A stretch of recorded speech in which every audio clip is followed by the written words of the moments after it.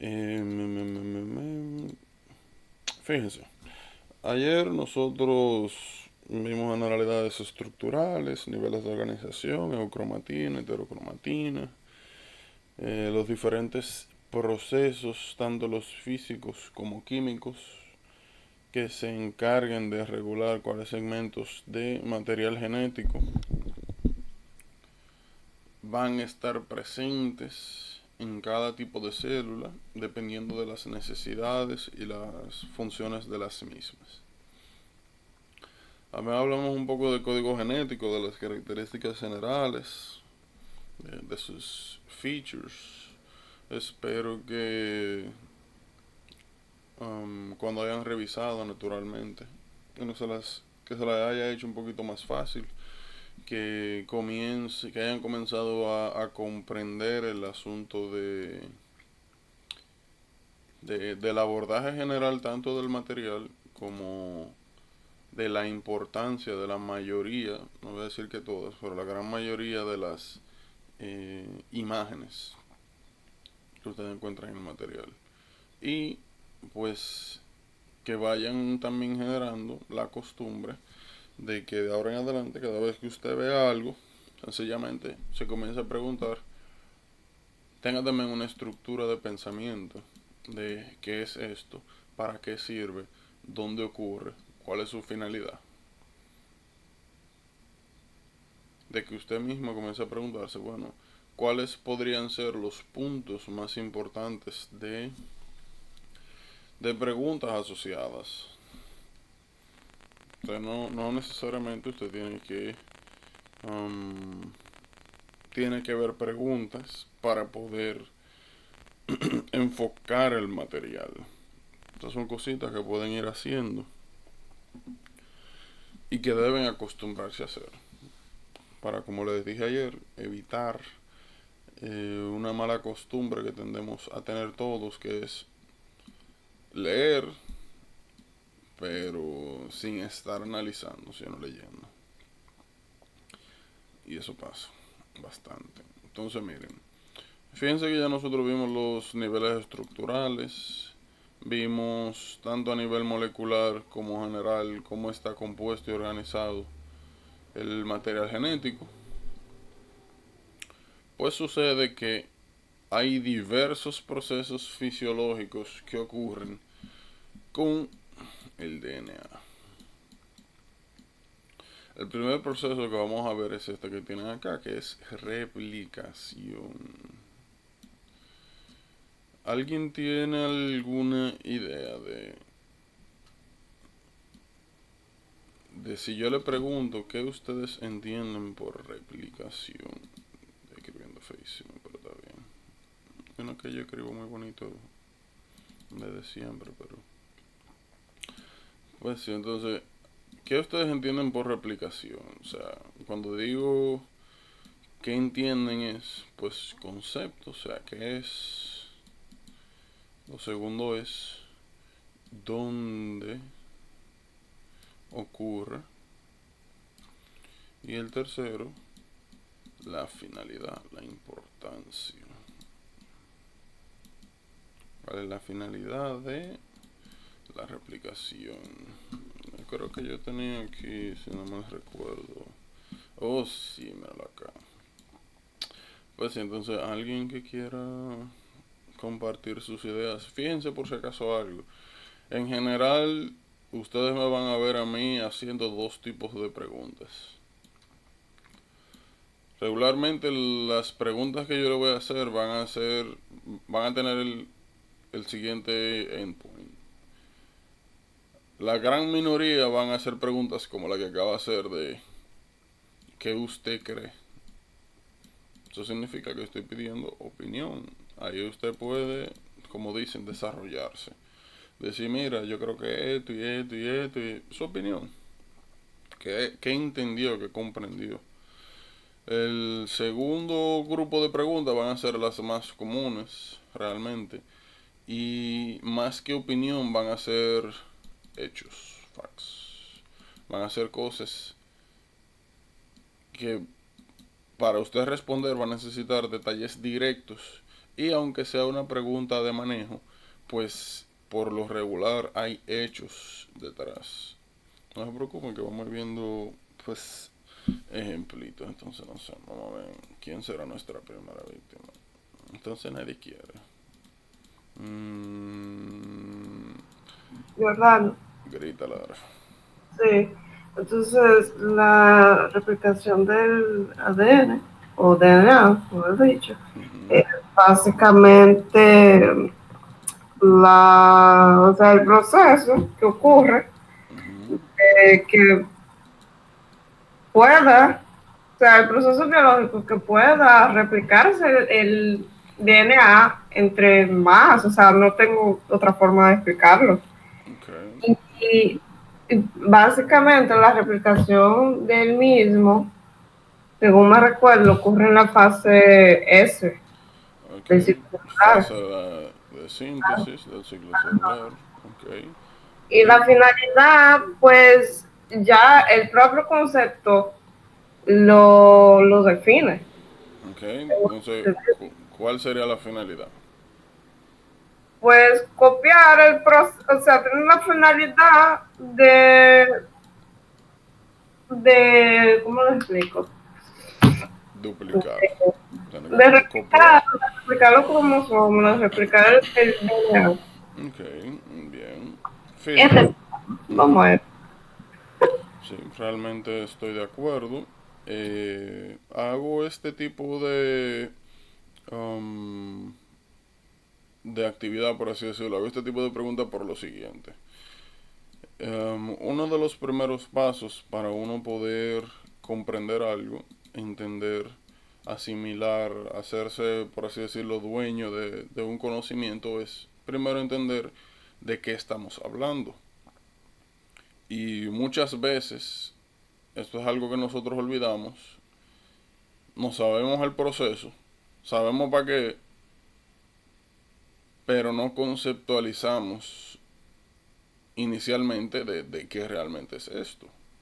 Y eso es el primer paso para una comprensión adecuada. Entonces, miren, también eso es totalmente normal, común. Una de las cosas que vamos a aprender a hacer es que cuando conceptualizamos, me imagino que quizás en algún momento de su vida lo hayan escuchado, hay que evitar repetir palabras. Por ejemplo, es como si tratáramos de definir panadero. Si yo le digo, bueno, panadero es quien hace pan. Uno puede tener una idea de qué es un panadero, de qué es lo que hace, pero esa es una definición que contiene a quien está siendo definido y no nos muestra, no nos permite ver el espectro total del panadero. El panadero no solamente hace pan, el panadero también puede hacer galleta, bizcocho, puede hacer repostería en general. Entonces, cada vez que nosotros hagamos una definición general de algo, tenemos que tratar de evitar conceptualizar con los conceptos que ya están dentro del término. Y si ustedes me preguntan a mí, yo sencillamente diría que la replicación, oigan el nombre es replicar. Replicar es como tú coger una cosa y copiarla. Bueno, yo iba a hacer que uno igual, pero mejor lo copio y pego. Replicar es eso. Es eso. Usted tener algo y duplicarlo. Exactamente igual. Literal, hacer una réplica. Entonces, la replicación es un proceso en el cual el DNA de una célula se duplica. Y precisamente, como mencionó Lara, dentro del concepto está la finalidad. ¿Para qué sirve? Para duplicar el DNA. Entonces, cuando yo querría tener el doble de la información genética, pues simple, cuando voy a dividir una célula. Cada vez que voy a dividir una célula, yo necesito que cada una de las células hija tenga la totalidad del DNA. Por ende, la replicación es un proceso que precede y que es necesario para permitir la división celular. ¿Dónde ocurre? No hemos hablado del ciclo celular, pero sí vamos a hablar de las diferentes fases. Y sí ocurre en la fase S. Y realmente, mala mía por no especificar, pero regularmente cuando hablemos de procesos que ocurren dentro de la célula, cuando diga dónde, me voy a referir es a qué lugar. Si ocurre en la membrana externa, si ocurre en la membrana nuclear, si ocurre en el citosol, si ocurre en el núcleo. Es importante que nos ubiquemos en qué compartimento celular ocurre eso. Entonces, la replicación del DNA tiene lugar en el núcleo celular. Ahora, luego de nosotros entender para qué es este concepto, dónde es que va a pasar y para qué sucede, entonces ya sí nosotros podemos iniciar hablando del proceso mismo. Nuevamente, quizá al principio este tipo de abordaje y prácticas parezcan lógicas. O como así, eso. Como si es lógico que sea así. El detalle con esto es que a veces, como parece tan sencillo y tan lógico, entre comillas, que a veces a uno se le pasa. Y este también es un ejercicio que ustedes tienen que comenzar a hacer con absolutamente todo el material que se enfrenten, desde lo más sencillo a lo más complejo. Entonces miren, vamos a poner esto aquí y esto acá. Fíjense, vamos a imaginarnos que estamos representando una célula de la mucosa oral. La célula de la mucosa oral, vamos a ver más adelante que los grupos celulares tienen una clasificación. Y dentro de esa clasificación, dependiendo del turnover que tengan las células, hay un componente, o dentro de la clasificación hay un puesto para el grupo de células lábiles, labiles. Las células lábiles corresponden a aquellos grupos celulares que constantemente están en recambio, que constantemente se están eliminando, reemplazando. Mencioné mucosa oral. Donde quiera que usted tenga mucosa, ano, vagina, boca, gastrointestinal, vías aéreas, por lo menos superiores, nosotros vamos a tener regularmente un epitelio plano estratificado que puede o no estar queratinizado. Este es un epitelio, el epitelio plano estratificado, como le dije, queratinizado no, es un epitelio resistente, es un epitelio que tiene la capacidad de manejar temperaturas, tanto altas como bajas. Es un epitelio que está diseñado para manejar fuerzas tensionales, lo que le llaman shearing forces. ¿Y qué sucede? ¿Por qué tomo este ejemplo? Este grupo de células constantemente está dividiéndose, está reemplazando. De hecho, por ejemplo, vamos a decir que ustedes se levantaron ahorita a las 8, un poquito más temprano, 7, 7 y media, hicieron una taza de café caliente. Y usted se toma su taza de café. Pues automáticamente el café toca su boca.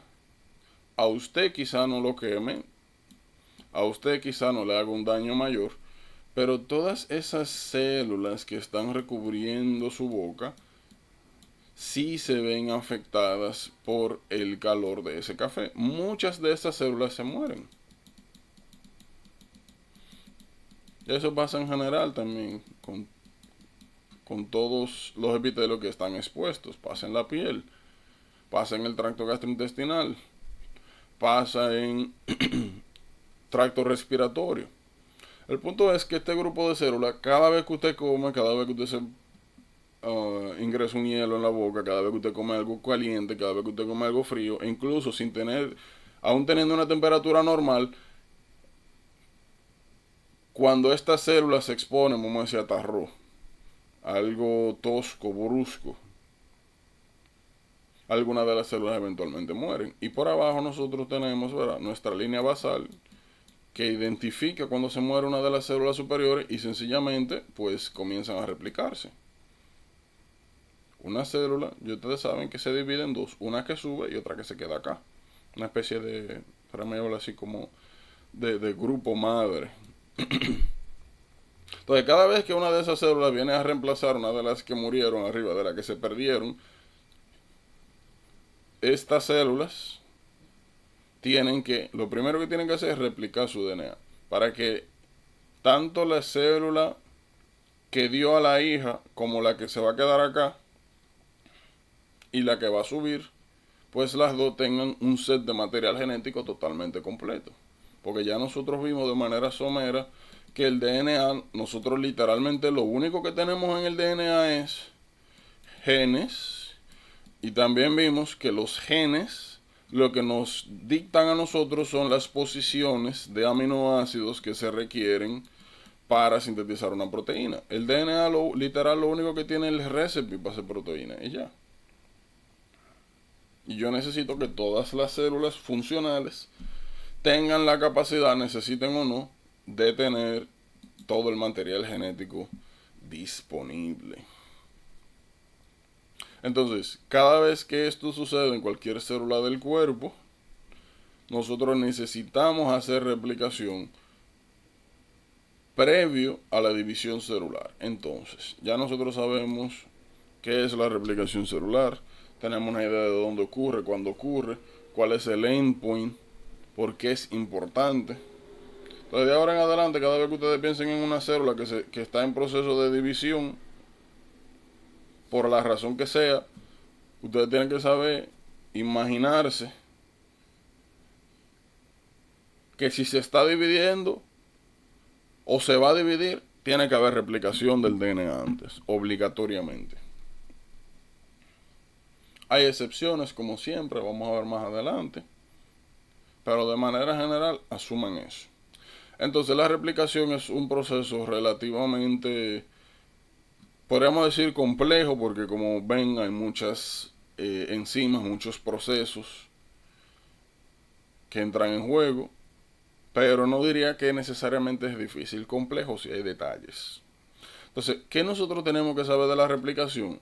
Conocer cada una de las enzimas que participan en el proceso, saber cuál es su rol, qué hace cada una de ellas, qué hace y dónde lo hace. Entonces, fíjense en algo. Ya nosotros sabemos también que el DNA es una... Déjame ver si me sale. Bueno, imagínense que este es un segmento de DNA. Ya nosotros sabemos que el DNA es una doble hélice. También debemos de saber que la disposición de los strands sería cada una de las hebras, tienen una posición antiparalela, significando que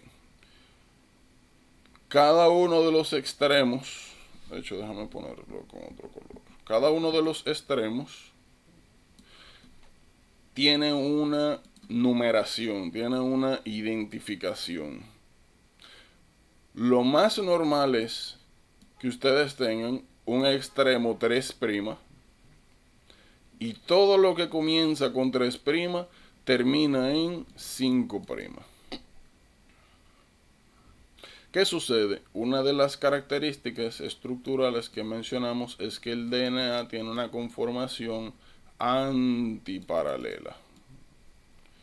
Antiparalela significa que si este strand comienza en 3' y termina en 5', eso significa automáticamente que el strand que está frente al 3' es 5'.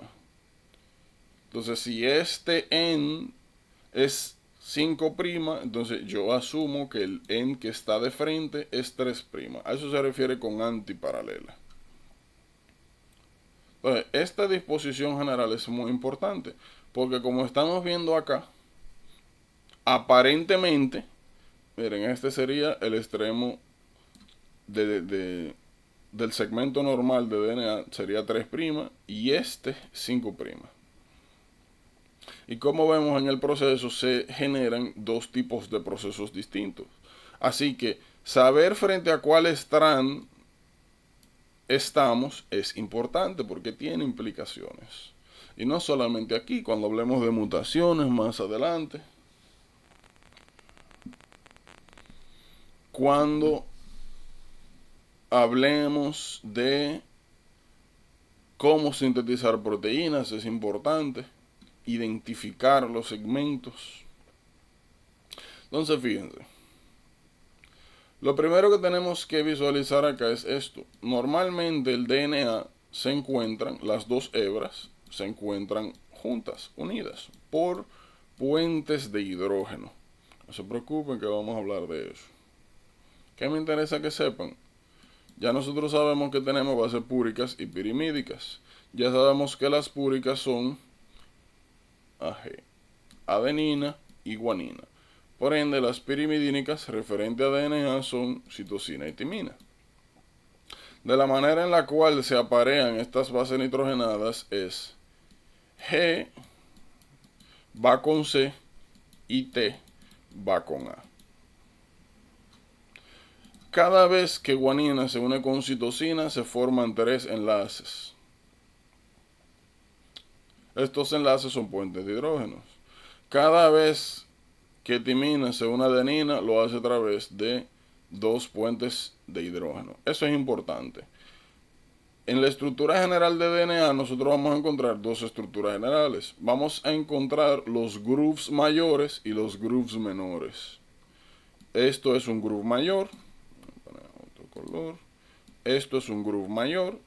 Se ve amplio. Y estos segmentos pequeños son llamados grooves menores. No me acuerdo en español cómo, pero sé que en inglés grooves. ¿Por qué hay grooves mayores y grooves menores? Por lo siguiente, en los grooves menores nosotros lo que tenemos son altas concentraciones de guanina y citosina que tienen 3 enlaces. 3 enlaces es más fuerte que 2. Por ende, estos segmentos se unen más fuerte, más cerca. En los segmentos donde hayan grooves mayores, como ustedes ven, entre los strands hay más espacio. Hay más espacio porque aquí estos segmentos son ricos en timina y adenina, que solamente poseen de unión 2 puentes de hidrógeno. Entonces, ¿qué sucede? Si nosotros tenemos, si este es el segmento normal de DNA, así es como se ve, un strand al lado de otro, pues para nosotros accesar a la parte interna, para iniciar el proceso de replicación, lo primero que tenemos que hacer es abrir y separar los strands, como ustedes ven acá. Miren un strand aquí, miren otro strand acá. Esa apertura inicial es hecha por una enzima que se llama helicasa. Helicase. La helicasa de lo que se encarga es de formar esto. De formar las horquillas, las llamadas horquillas de replicación. Fíjense, normalmente el DNA se ve así. Un strand pegadito de otro. Cuando se mete una helicasa acá, lo que hace es que abre los strands, los separa uno de otro. Entonces la primera enzima que vamos a ver, helicasa. Mírenla acá. Por si acaso, como ven, no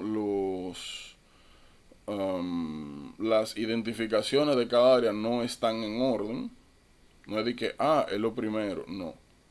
Origin of replication, de hecho, se forma es cuando la helicasa abre.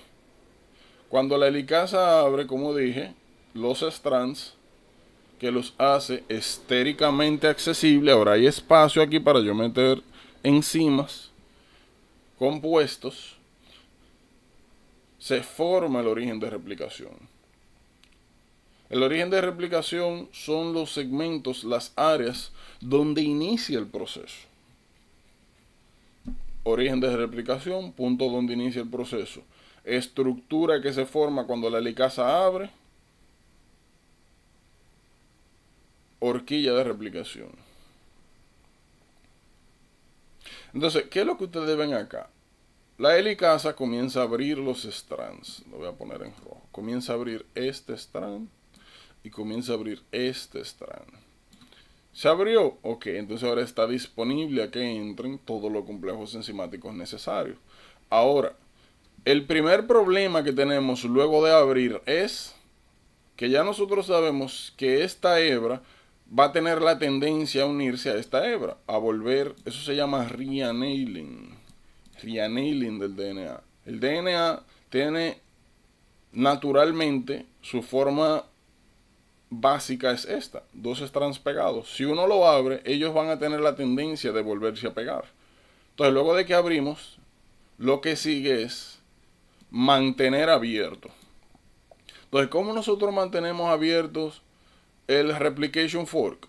Con estas proteínas que están acá. A veces, por si acaso, no lo van a ver como Single Stranded Binding Protein. Solamente se van a referir a ella como SSBP, Single Strand Binding Proteins. Como ustedes ven acá, eso son una serie de proteínas pequeñas que se unen a los strands. Se unen a este strand y a este strand y no permiten que se cierren de nuevo. Los mantienen abiertos. Entonces es el segundo paso. Entonces ya abrimos y estamos manteniendo las estructuras abiertas. Entonces, ¿qué es lo que sigue?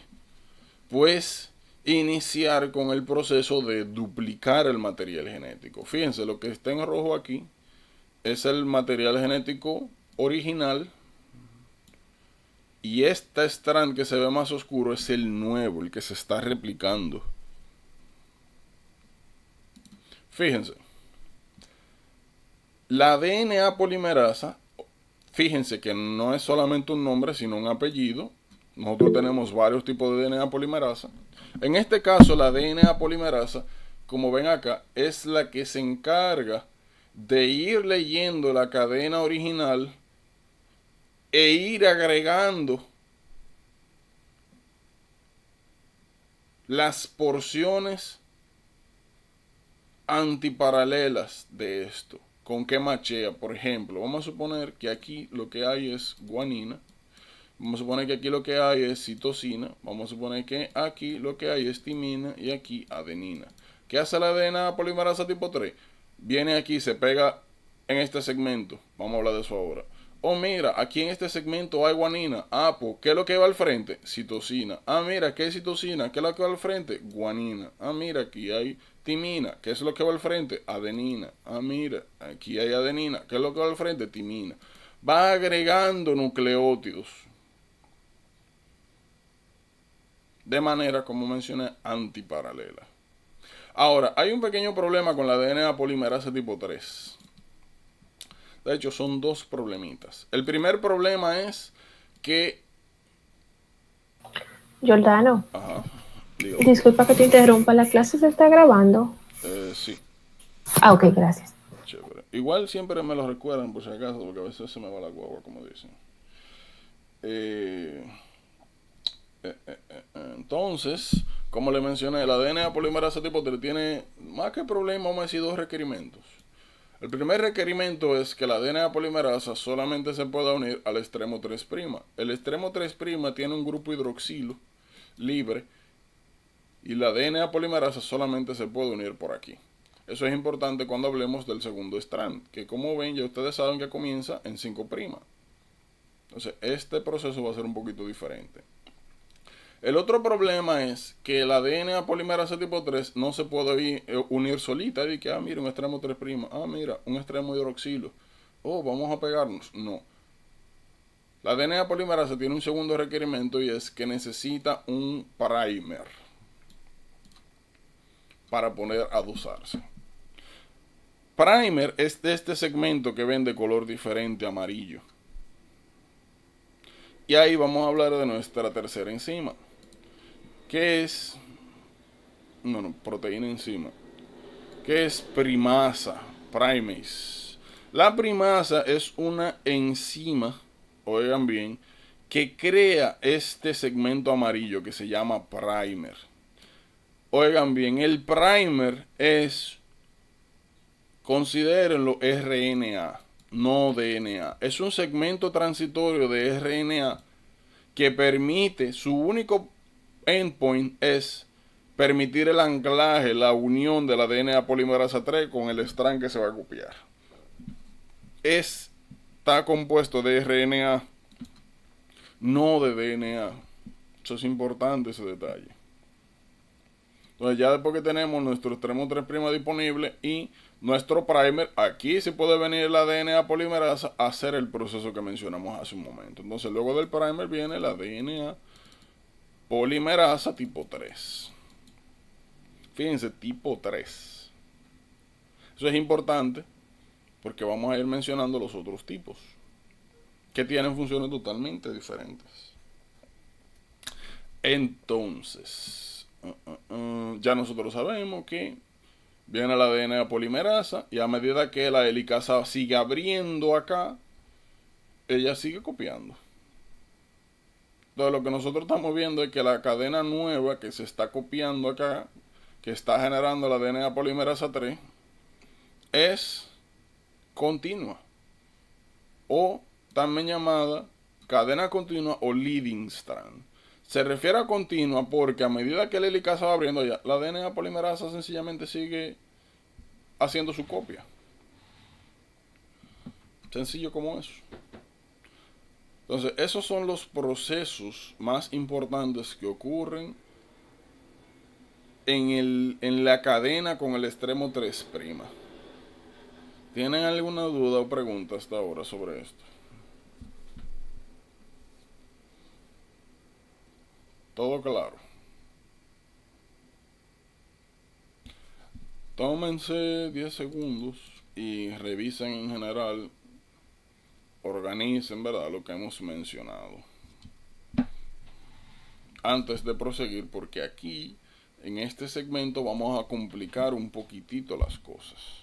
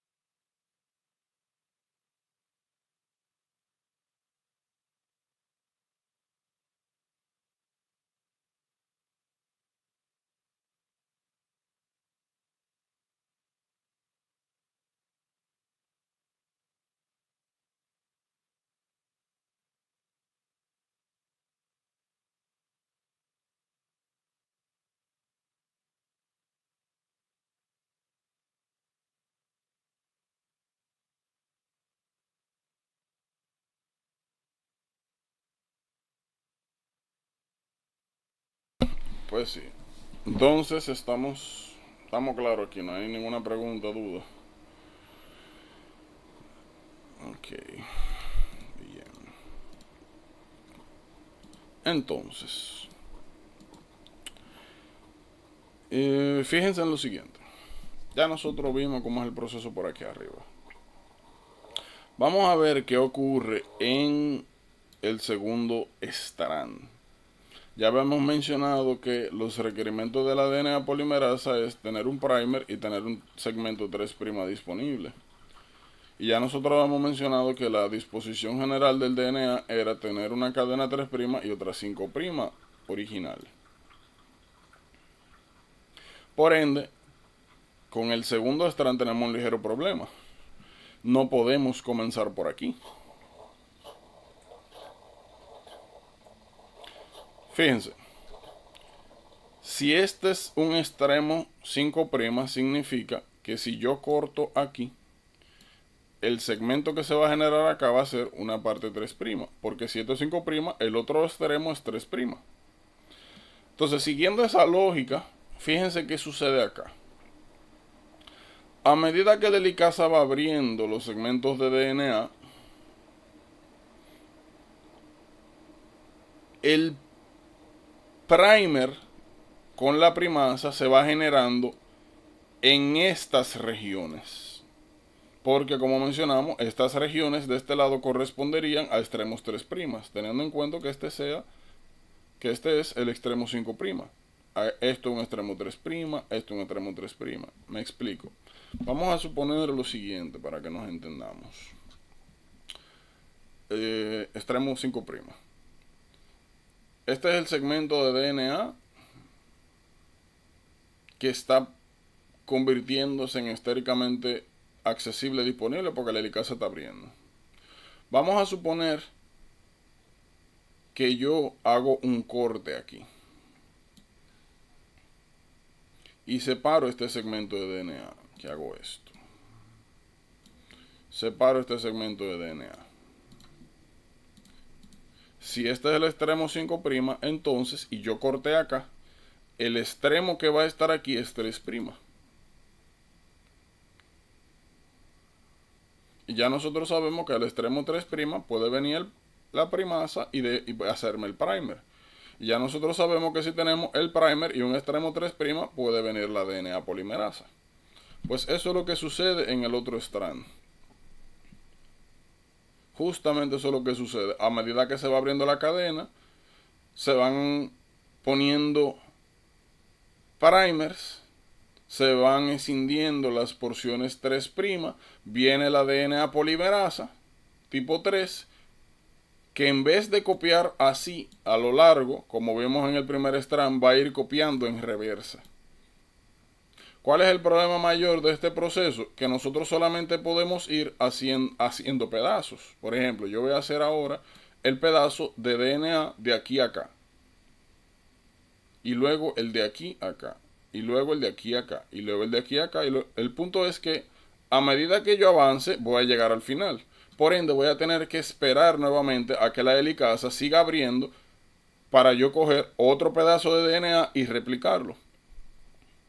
Por esa razón, al sistema de replicación del extremo 5' se le llama lagging strand o cadena retardada, lenta. Pues yo tengo que esperar que abre, tengo que coger el pedacito, tengo que ponerle un primer a cada pedazo e ir generando fragmentos de DNA nuevo. Cada uno de esos segmentos de DNA nuevo que va generando la DNA polimerasa se llaman fragmentos de Okazaki. Esos fragmentos de Okazaki van a comenzar a unirse en sus segmentos correspondientes a través de una enzima que se llama DNA ligasa, liga, pega. Entonces lo que nosotros estamos viendo es el contraste de la cadena principal y la cadena secundaria. De que aquí el proceso es continuo. A medida que abre, sencillamente sigue la DNA polimerasa. No hay fragmentación. En el segundo, por la naturaleza de la deposición de las cadenas y las regulaciones de la DNA polimerasa 3, de que necesita un primer y un extremo 3', nos vemos obligados a ir fragmentando el proceso, generando los fragmentos de Okazaki, que posteriormente tenemos que unir. Es importante que sepan por qué el leading strand es el leading strand, porque tiene esas características. ¿Y por qué el lagging strand tiene esas características? Es importante tener ese concepto bastante claro. ¿Alguna duda? No. Okay. Entonces, nosotros habíamos mencionado anteriormente que el primer era un segmento de RNA que servía como anclaje para la DNA polimerasa tipo 3. Nosotros no podemos tener RNA donde va DNA porque estaríamos perdiendo este segmento de DNA. Por ende, eventualmente cuando el proceso finaliza, este primer hay que eliminarlo. Ya cumplió su trabajo, que era el anclaje de la DNA polimerasa. Pues, ¿quién se encarga de eliminar el primer? La DNA polimerasa tipo 1. La DNA polimerasa tipo 1 quita el primer y restituye el segmento vacío que va a quedar con el DNA que debería ir a ir correspondiente. Fíjense, DNA polimerasa 3 es la que se encarga de sintetizar los strands. DNA polimerasa tipo 1, remoción del primer y restitución del segmento de DNA correspondiente.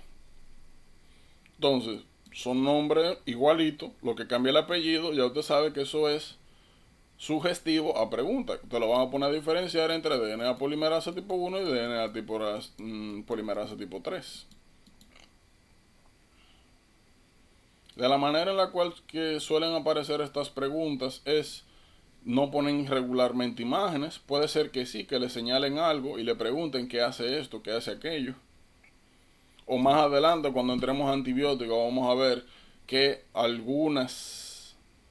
algunos de estos componentes, no hemos hablado de topisomerasa, pero por ejemplo, las topisomerasas son la diana farmacológica de las fluoroquinolonas, levofloxacina, moxifloxacina.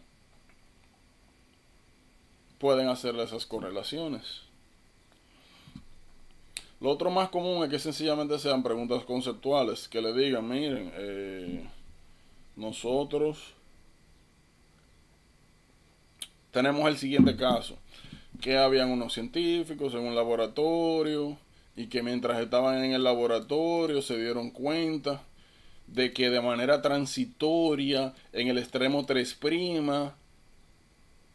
se agregaba un segmento de RNA que posteriormente, o ni siquiera le dicen RNA, sino de material genético no DNA, que en finales instancias es removido. Luego le preguntan cuáles de las siguientes enzimas son las que se encargan de este proceso. Cuando digo este proceso pueden referirse a poner el segmento no DNA o a removerlo. Ya ustedes saben que si es ponerlo, si yo le pongo, miren, A, B, C, D, vamos a poner aquí primase, DNA polimerasa tipo 1, DNA polimerasa tipo 2, DNA polimerasa tipo 3. Si yo le pregunto quién es que se encarga de poner este segmento que no es DNA a primasa. Si yo le pregunto quién es que se encarga de remover este segmento que no es de DNA, pero que está en el material genético replicado, a remover DNA polimerasa tipo 1. Entonces tienen que tener muy claro, como les dije, conceptualizar qué es cada cosa. Cada vez que usted encuentre, como le mencionaba ayer, cualquiera de estos conceptos que se le hagan muy difíciles, incómodos, que usted diga, ven acá, ese nombre es como raro. Ustedes saben, su flashcard. O, mira esto de que fragmento de Okazaki. Nombre raro. Bueno, su flashcard. Tienen que saber de dónde sale, dónde se encuentra cada uno, cuál es su función. Tienen que saber diferenciar entre un strand y otro. Ya nosotros vimos que el leading strand es continua, es rápida. Ya vimos que el lagging strand genera fragmentos de Okazaki. Tienen un paso adicional. Aparte de la formación del fragmento de Okazaki, tienen el paso de que la DNA ligasa tiene que pegar estos fragmentos que se van generando. Cada vez que usted lea algo y vea cosas parecidas, como le dije, DNA polimerasa 1, DNA polimerasa 3, cosas parecidas o que usted puede establecer diferencia entre uno y otro proceso de una misma área, ya usted sabe que eso es un red flag. Eso es importante, porque son las cosas que le van a pedir a usted que haga. ¿Qué diferencia? Es lo que le van a exigir.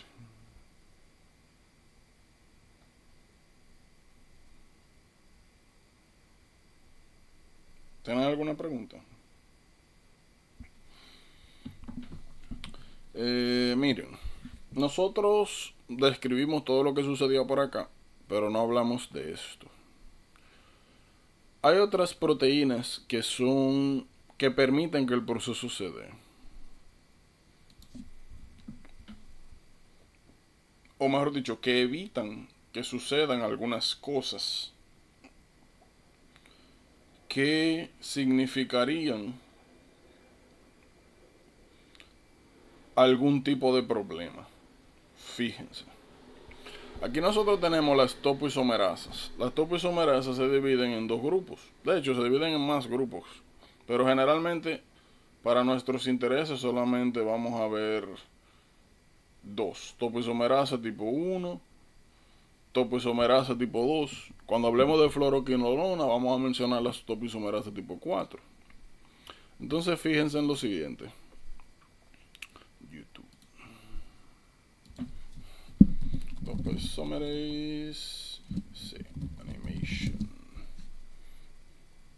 Y aquí sí es muy importante. Miren. Mira, este video Supercoils can be positive. Este video me encanta. Miren, imagínense lo siguiente, fíjense.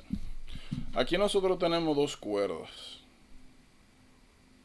Dos cuerdas. Cada una de las cuerdas representa, pues naturalmente, una hebra del DNA. Miren, una hebra, una hebra. ¿Qué sucede? Ya nosotros sabemos que la helicasa se encarga de ir abriendo los strands. ¿Qué sucede?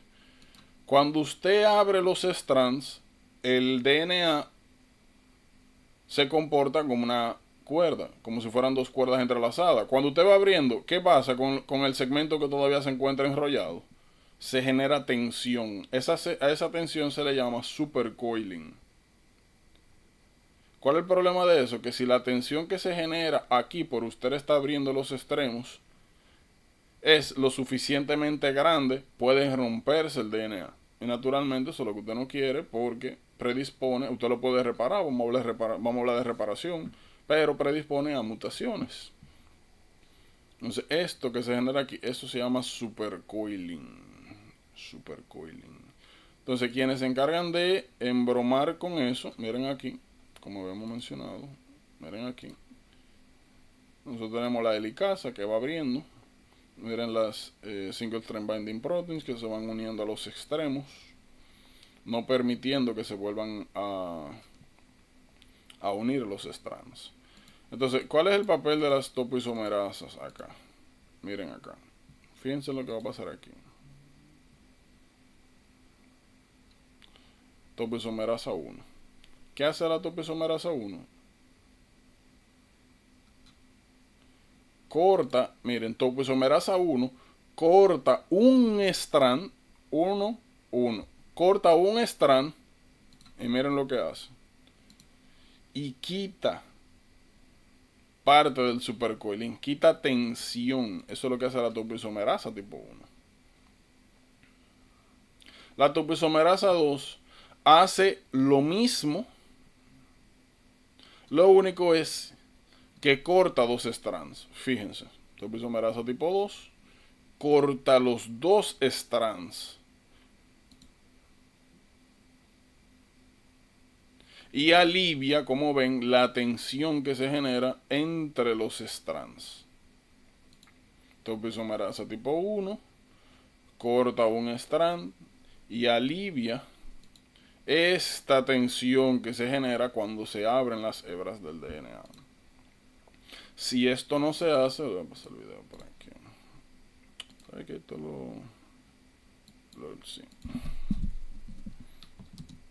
Voy a pasar el videito ahí. Mira, yo tenía mucho tiempo buscando ese video, porque eso es un video clásico y no lo había encontrado nunca, así que de hecho lo voy a guardar. Ver más tarde. Eso es muy buen.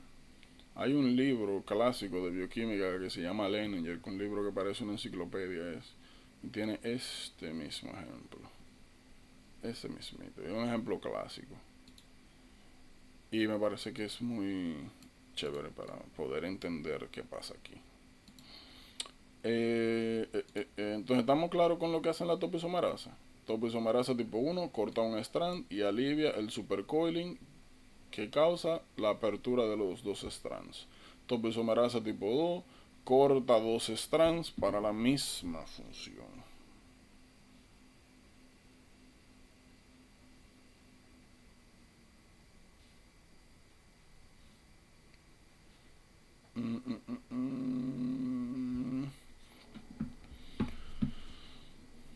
¿Tienen alguna duda, pregunta? ¿Todo bien, claro? Bien. Miren, hay un detallito con los orígenes de la replicación. Si nosotros venimos acá y buscamos chromosomes bacteria. Fíjense, regularmente el DNA bacteriano por lo regular consiste en un solo cromosoma de manera circular, el DNA es circular. ¿Qué sucede? Miren la casa mejor. Es un solo. Las bacterias, como son seres un poquito menos, tienen menos complejidad, son unicelulares. Nosotros somos multi, tenemos un poquito más de complejidad, pues tendemos a tener mucho más material genético que las bacterias. Nosotros en vez de tener uno, tenemos 46.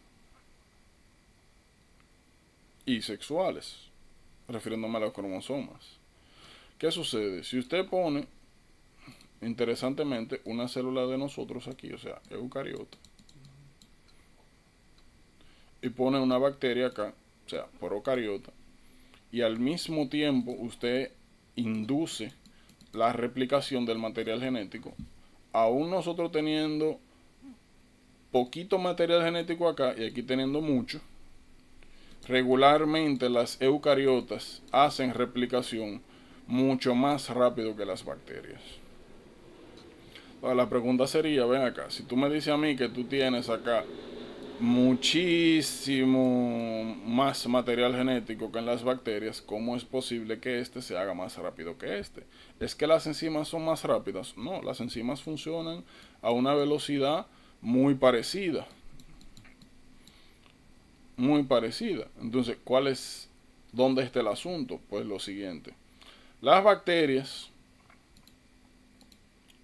tienen algo muy interesante, y es que cuando se está replicando su material genético para la división de bacterias, solamente se genera un punto de origen.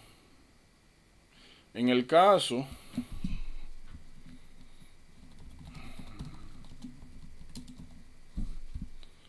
de las eucariotas,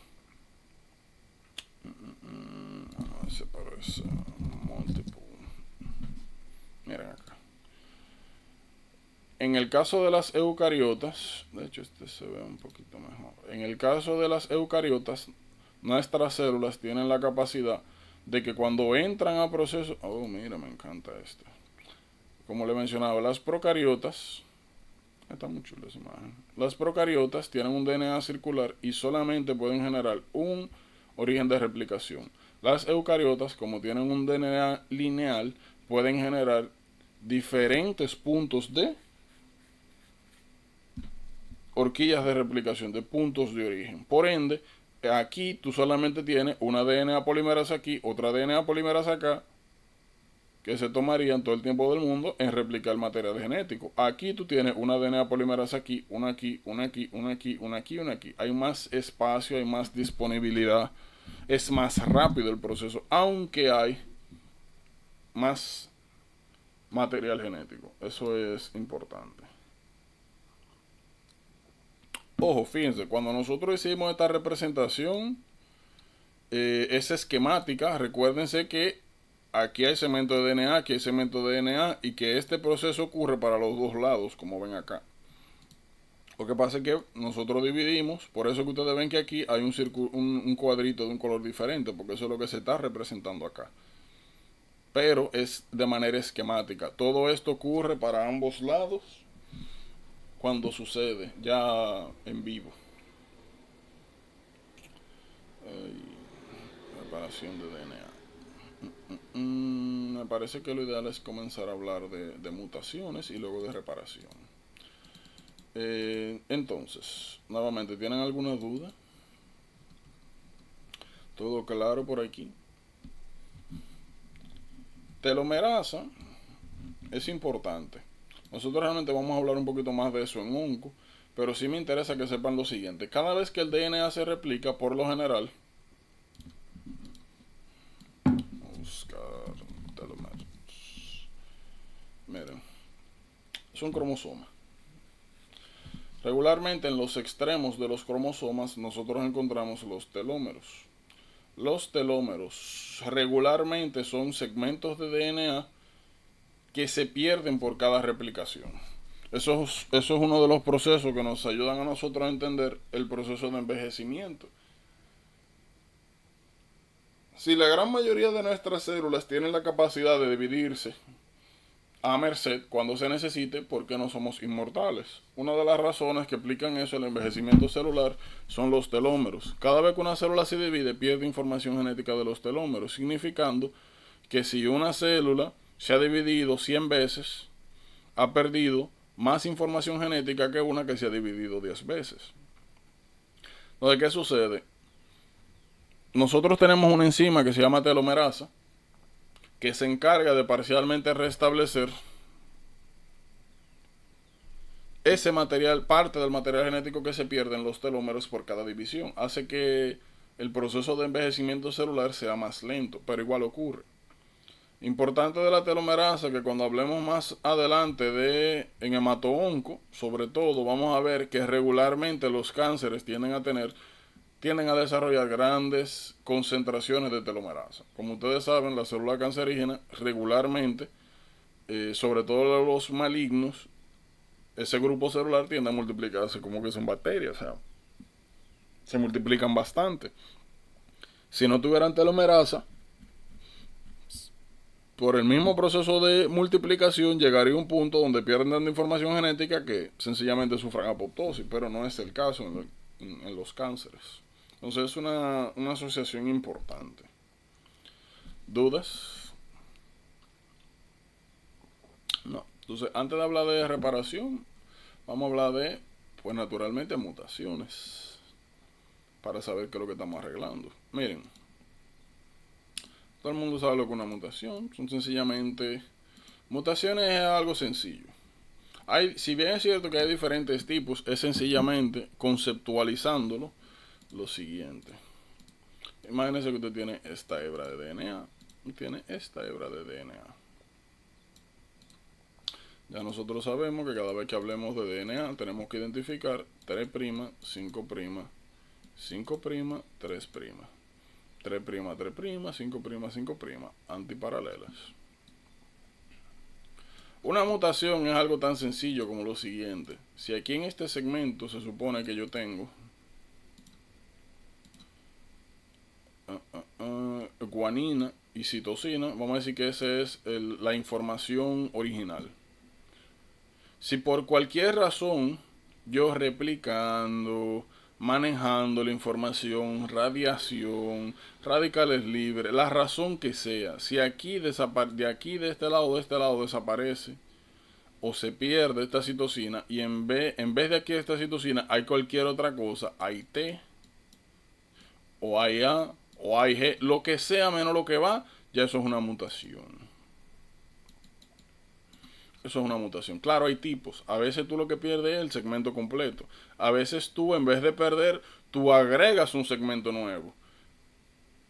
Mutación es sencillamente perder la fidelidad del material genético.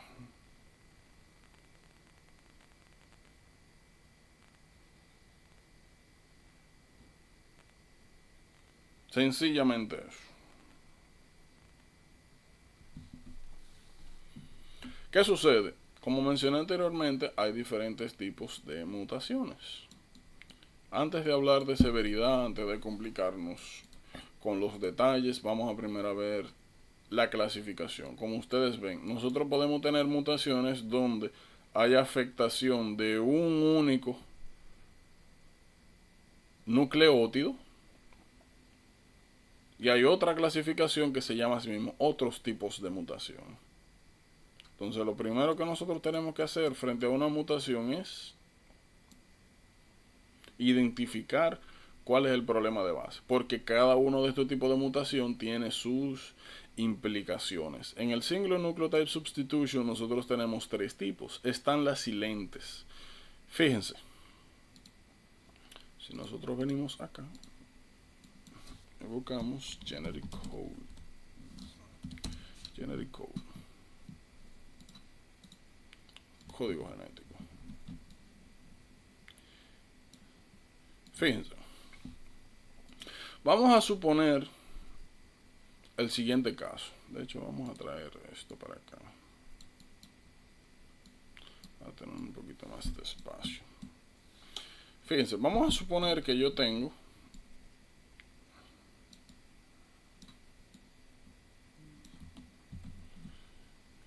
lo siguiente. Yo tengo un segmento de DNA que tiene la siguiente información. Que tiene UUU, AUU.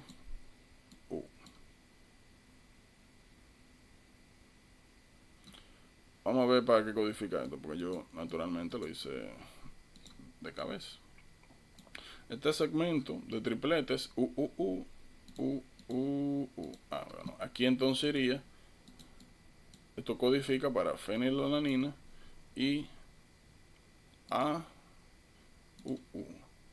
Y ¿dónde está AUU? Mira aquí. AUU es isoleucina. Entonces esto codifica para isoleucina. Esta es la información genética original y este es el producto. ¿Qué sucede? Nosotros habíamos visto anteriormente que el código genético tenía varias cualidades, varios features. Pregunta.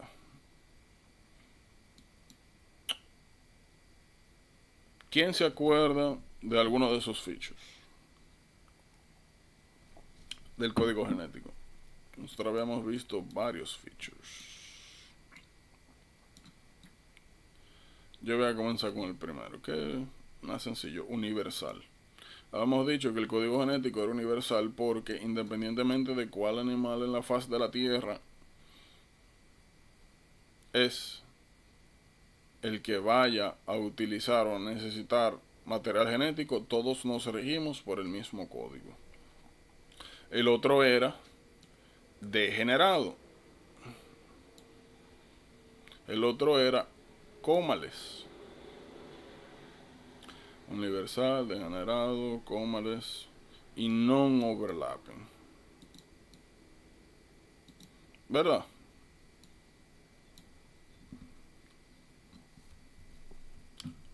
Era así. Hello. No overlapping. Es lo mismo que cómoles. Es lo mismo que cómales. Entonces, ¿qué es lo que nos falta? Un ambiguos. Un ambiguo, exactamente. Estos dos son iguales y el que falta es un ambiguos. ¿Alguien recuerda qué significaba cada uno? ¿Cuáles implicaciones tienen? Ya yo dije universal. Por ejemplo, Lara, ¿tú recuerdas qué significaba el concepto de no ambiguo? Que cada parte corresponde a un aminoácido. No. Exacto, o sea, independientemente del triplete de codón que nosotros tengamos, todos siempre van a especificar para un aminoácido en específico. Exacto. Cómales non-overlapping. Emily, grita. ¿Qué es eso? Eso se refiere a que se va leyendo de 3 en 3 los codones, secuencia de 3, los nucleótidos, y no se va repitiendo. O sea, Exacto, que a lo largo. Independientemente de lo que suceda, siempre se lee de largo en triplete de codones. Ok, entonces ya tenemos universal, tenemos cómales y non-overlapping y este también. Entonces nos queda degenerado. Fernando, ¿tú te acuerdas de qué se refería de que el código genético sea degenerado? Puede ser una idea general, no es necesariamente de que hay una definición de libro. Fernando está aquí, ¿verdad? Creo que sí. Se murió. Bien, estamos. Yo sé que la primera semana es siempre traumática. De generado, nosotros habíamos hablado de que se apoyaba sobre el llamado efecto Google, en el cual la tercera posición, generalmente cuando hay una mutación en la tercera posición, eso no conlleva a un cambio de aminoácidos. Entonces, vamos a tomar isoleucina. Este habíamos dicho que era la información genética original. Imagínense que aquí, en vez de yo tener una U, AUU, vamos a ponerlo aquí arriba, la información original es AUU. Vamos a suponer que yo sufro una mutación en esta posición y en vez de ser AUU, se convierte en AUC. Entonces sustituí una U con C. Ahora, si yo busco AUC en el código genético, digo, ok, AUC. Miren qué pasó. AUU y AUC codifican para isoleucina. Entonces, aunque hubo una mutación, al final yo estoy poniendo el mismo aminoácido. Por ende, eso es una mutación silente. En las mutaciones silentes, usted tiene sustitución de material genético, pero el producto sale igual. Entonces, que el código genético sea degenerado y el efecto Google dan cierta protección frente a las mutaciones. ¿Se entendió eso? Imagino que sí, porque realmente una conceptualización sencillita. Mutación silente, sí hubo una mutación, hubo un cambio, pero el producto sale igual. Por ende, no pasa nada. Eso es lo que nosotros llamamos mutación silente.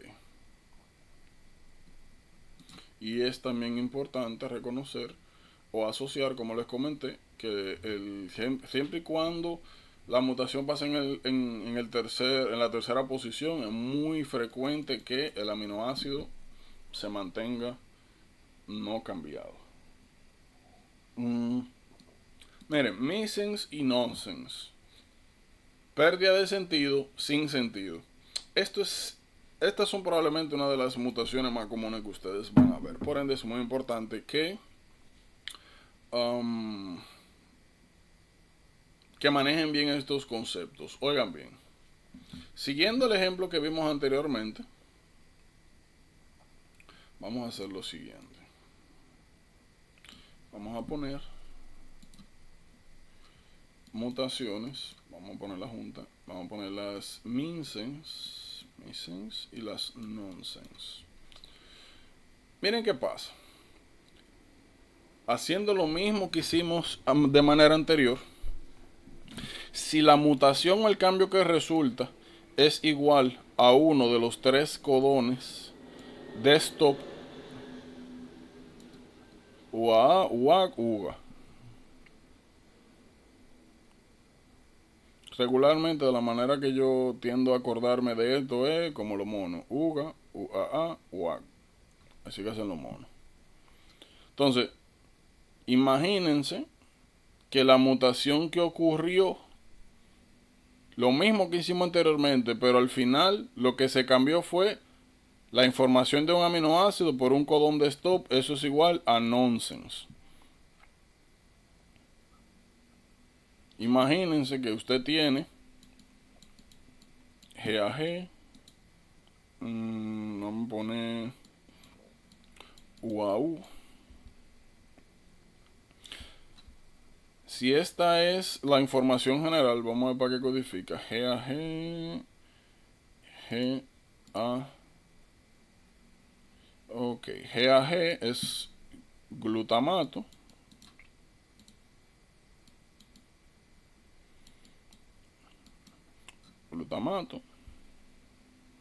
Y UAU.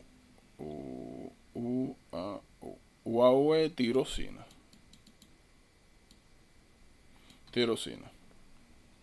Entonces, imagínense que la mutación que ocurrió acá es la siguiente.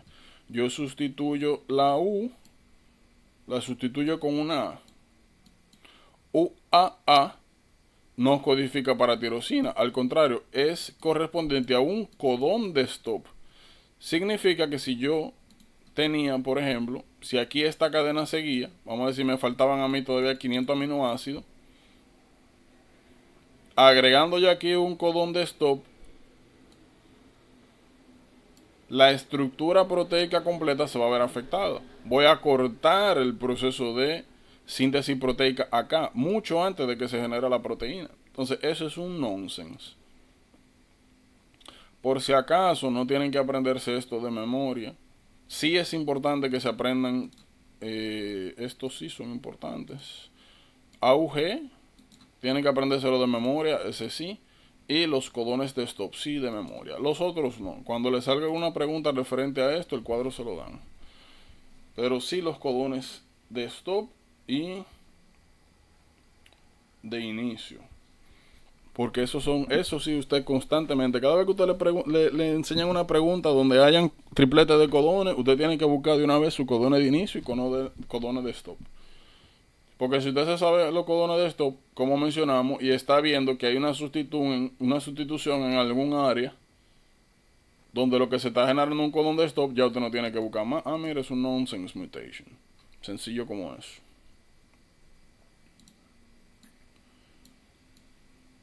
Estamos claros entonces ahí. Ya sabemos lo que es un nonsense, ya sabemos lo que es una silente. Vamos a ver ahora qué es una missense. Sin sentido, pérdida de sentido. Miren, las missense, como ustedes ven acá, son muy interesantes. Y el ejemplo clásico que ustedes van a ver es sickle cell disease. Fíjense, las missense se dividen en dos grandes grupos. Se dividen en conservativas y en no conservativas. Si nosotros venimos acá y buscamos chemical, ¿cómo era que se llamaba? Classification amino acids. Ok, esta me gusta más. Miren, los aminoácidos. Ok, cuando tú quieres.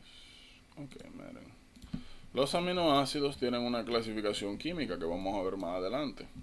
La clasificación química los agrupa dependiendo de precisamente eso, características químicas. Fíjense, están los ácidos que tienen grupo carboxilo, o sea que tienen carga negativa neta negativa.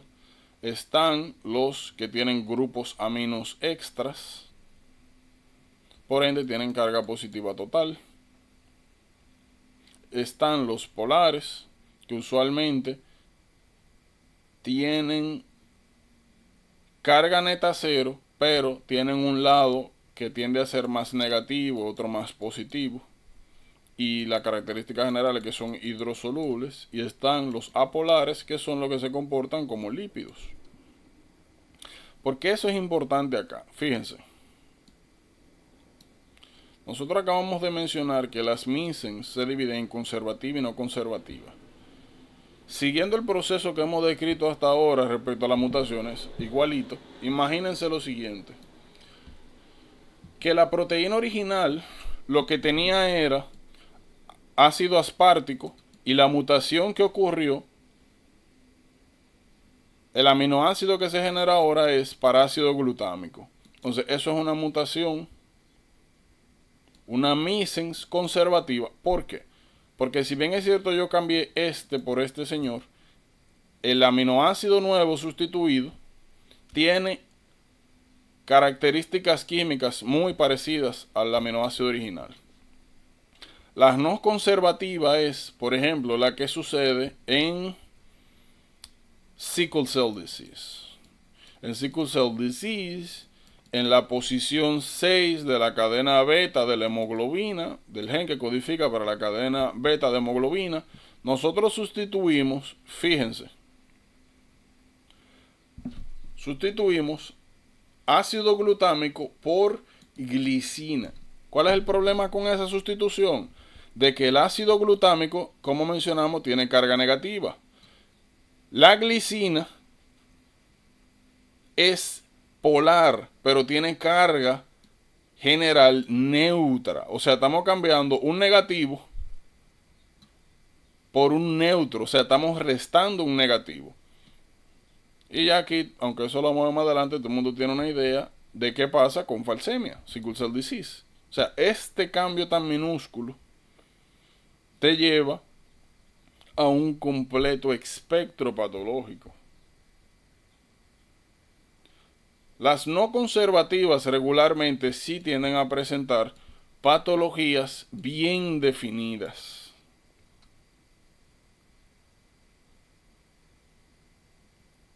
No conservativas, cambio de un grupo de aminoácidos por otro, atendiendo a sus características químicas.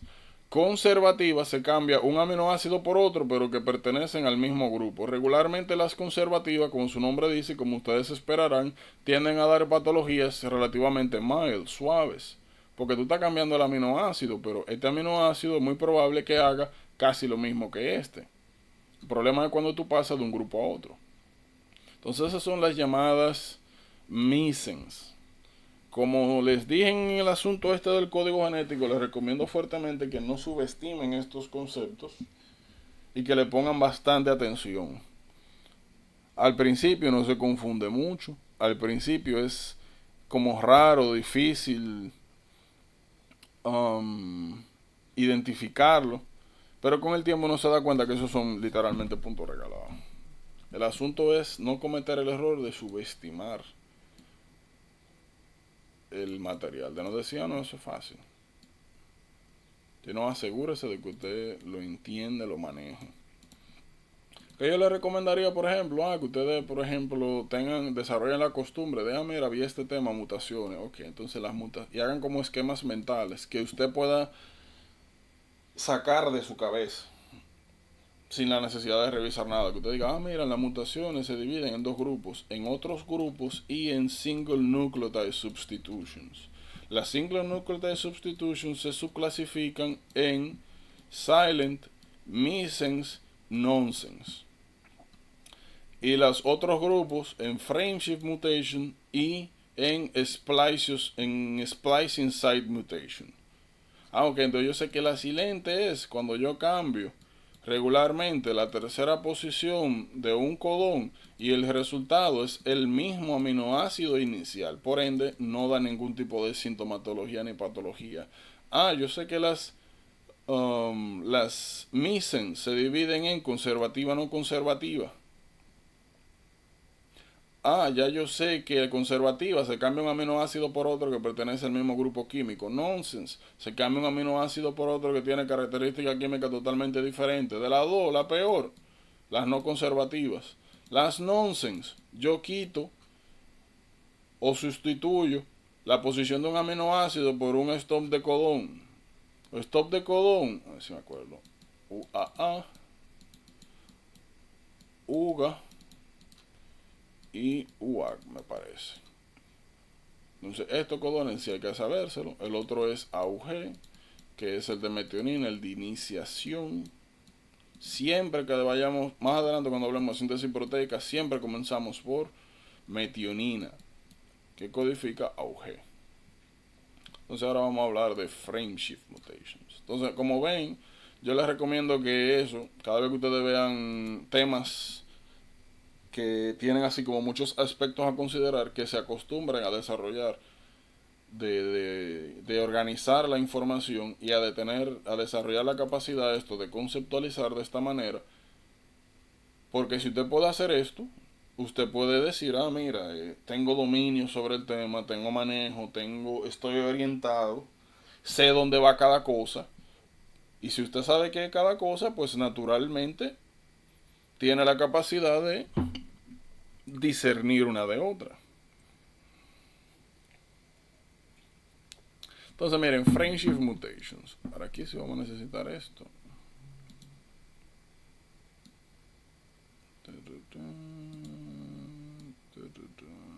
Solamente vamos a coger esto aquí. Miren, frameshift. Frameshift mutation es interesante. Miren acá. Nosotros tenemos una serie de tripletes de codón. Vamos a quitar esto. Vamos a quitar esto. Fíjense. Nosotros habíamos dicho que el código genético tenía un feature que era cómales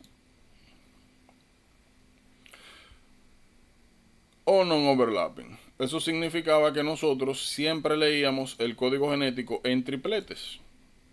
Entonces, si yo leo este segmento, de hecho, déjame quitar esto.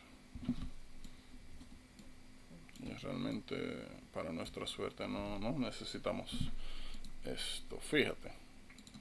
Si nosotros decimos que vamos a leer este código genético, este es el primer codón, este es el segundo codón, este es el tercer codón, este es el cuarto, este es el quinto, este es el sexto. Sencillo. Primero, segundo, tercero, cuarto, quinto y sexto. Vamos a suponer que esto codifica para tirosina. Vamos a suponer que esto codifica para fenilalanina. Vamos a suponer que esto codifica para glicina, triptófano, tirosina, triptófano, triptofan. Vamos a decir que este es cisteína. Vamos a decir que este es... ¿Qué fue lo que yo puse aquí? Yo sé que esta era glicina, fenilalanina. Vamos a decir que este de aquí es... ¿qué más? Bueno, ácido glutámico, glutamato. Ok. Vamos a robarnos otro row de acá para utilizarlo de referencia. Fíjense.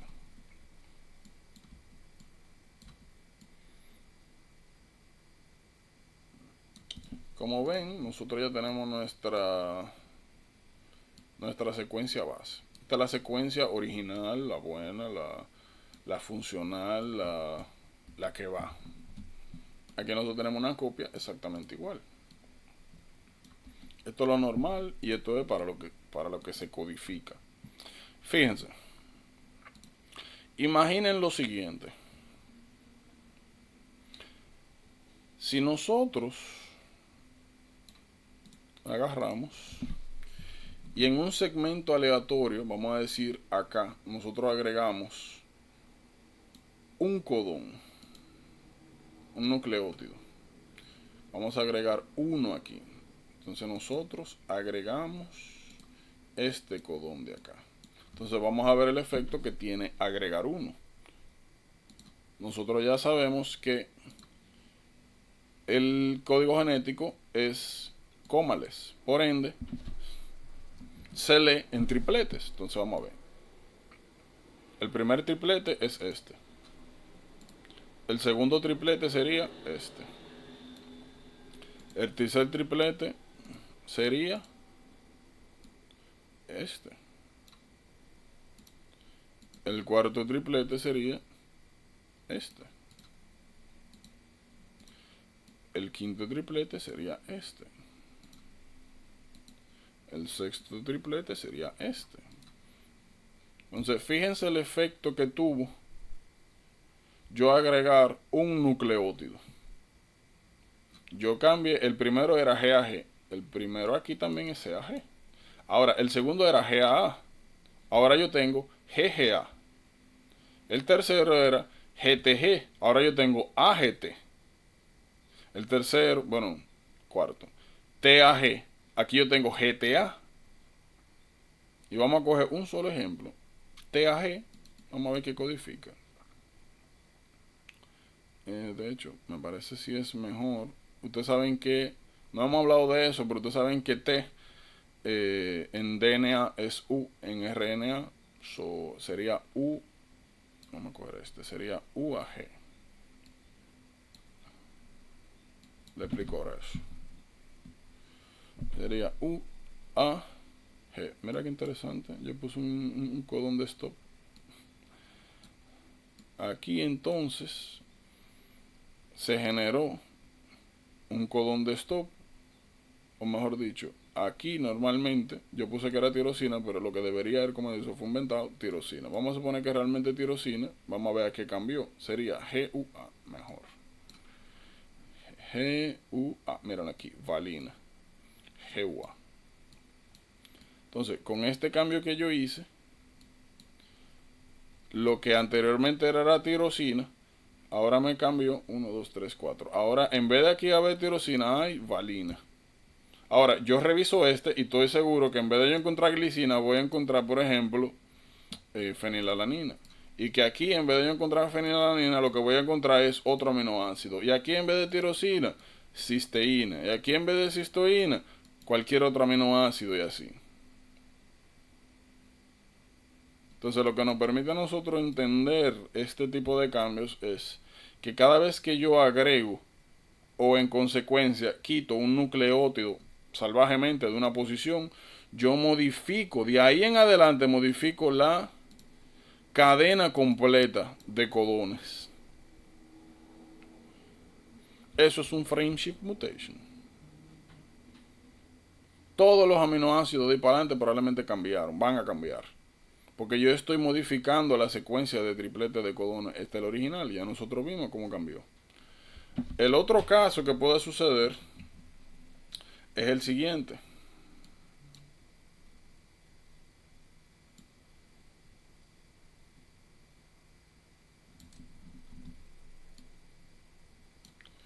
El otro caso que puede suceder es el siguiente. Yo tengo nuevamente mi secuencia original. Y aquí, en vez de yo agregar un codón, un nucleótido, yo quito uno. Vamos a quitar este. Entonces vamos a ver ahora cuál sería la secuencia de tripletes. El primer triplete sería GAG. El segundo, vamos a poner un poco más, sería GAG. El segundo triplete sería AAG. El tercero sería TGT. Vamos a ver la diferencia entre este y el original. Miren, el primero era GAG. Oh, mira, incluso se quedó igual, GAG, no hay ningún problema. Y quité fue esta G. Ahora, y el segundo es GA, y aquí yo tengo AAG. El tercero era GTG, aquí yo tengo TGT. El otro era TAG, aquí yo tengo AGG. Entonces ustedes están viendo el efecto que tiene tú remover o agregar un nucleótido en una posición aleatoria. Cada vez que ustedes vean ese efecto es frameshift mutation. ¿Estamos claros? ¿Alguna pregunta sobre frameshift mutation o las mutaciones en general?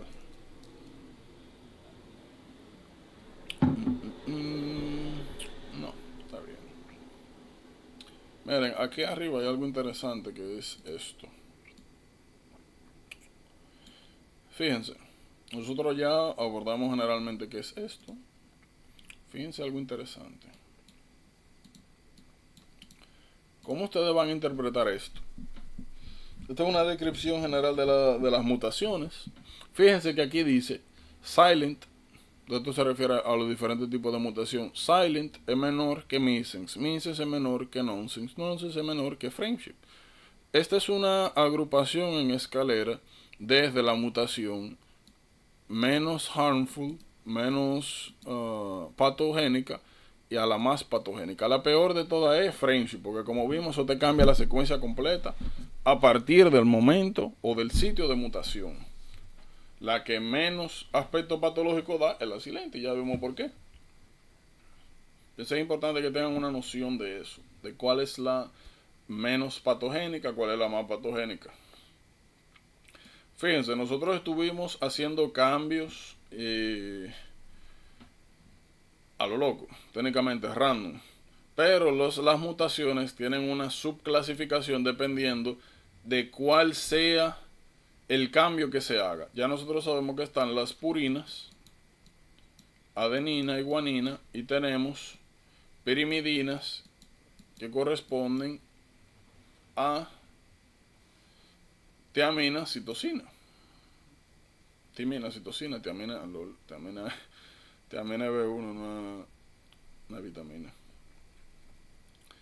Entonces, si la mutación, como vemos acá tenemos transiciones y transversiones.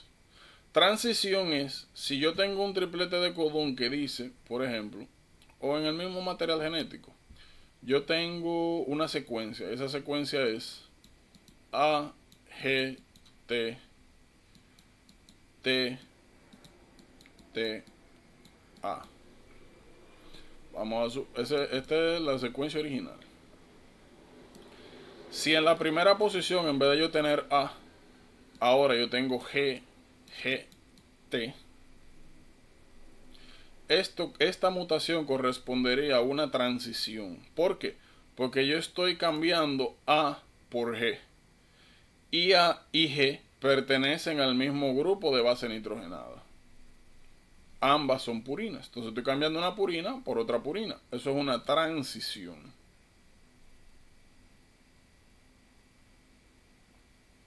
La transversión, como ustedes se esperarán, y nuevamente, eso ocurre también acá. Si yo en vez de T, aquí en vez de yo tener una T, tengo una C, pues eso es una transición también. ¿Por qué?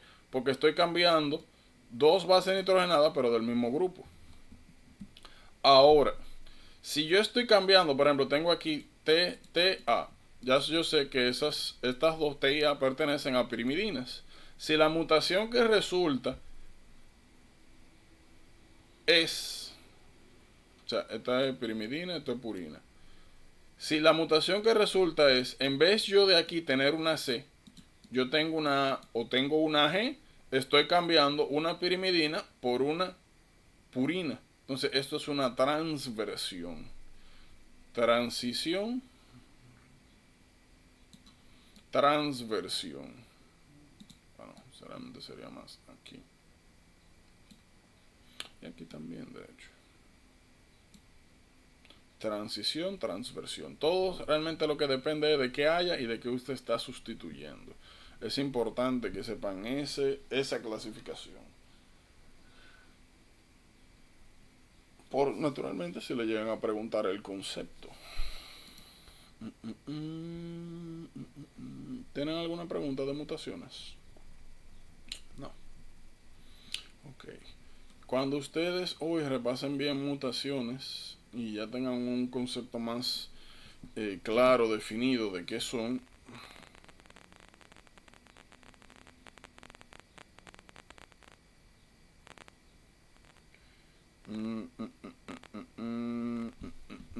fíjense. Como yo les mencioné ayer, nosotros estamos discutiendo, presentando, explicando los conceptos. Ustedes saben que cuando nosotros terminemos, no necesariamente tiene que ser ahora, puede ser en la noche, cuando usted esté descansado, tranquilo. Pero ustedes saben que no me pueden entrar de una vez a leer lo que va mañana, sino tienen que revisarme esto. Entonces, cuando ustedes pues fijen de lo que hablamos hoy, de lo que son las mutaciones en general, mañana podríamos comenzar a hablar de reparación.